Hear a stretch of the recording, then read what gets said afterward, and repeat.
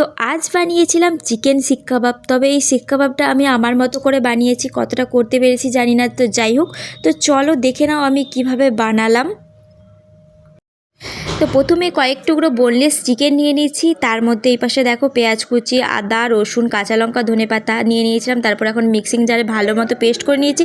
এই পেস্টটা এখন মাংসের মধ্যে দিয়ে দিয়েছি লবণ, হলুদের গুঁড়ো, জিরের গুঁড়ো, ধনের গুঁড়ো, দিয়ে দিয়েছিলাম লাল লঙ্কার গুঁড়ো, একটু লেবুর রস, আর দিয়ে দিলাম টমেটো কেচাপ। তো এটা দিয়ে মাখিয়ে নিয়েছিলাম। তারপরে মনে হলো একটু সরষের তেল দেওয়া দরকার, সেটাও দিয়ে দিলাম। তো যাই হোক, মাখিয়ে রেখেছিলাম 5 মিনিটের মতো, বেশিক্ষণ রাখিনি। তো এইটা এখন, তো এখানে আমি স্পোক নিয়েছি, স্পোকটাকেই আমি এখন বানিয়ে নিলাম। এর মধ্যে দেখো সব মাংসগুলো পুরো ভরে দিয়েছি। তো এখন দিয়েছি গ্যাসের মধ্যে, তো ভালো মতো পুড়িয়ে নেব। তো পুরাতে বেশিক্ষণ টাইম লাগেনি, তো 10 মিনিটের মতো হলো করেছিলাম। তারপরে দেখো নামিয়ে নিয়েছি, নামানোর পর লেবুর রস আর একটু টমেটো কেচাপ দিয়ে রেডি করে দিয়েছি। কেমন লাগলো শিক কাবাবটা অবশ্যই কমেন্ট করে জানিও।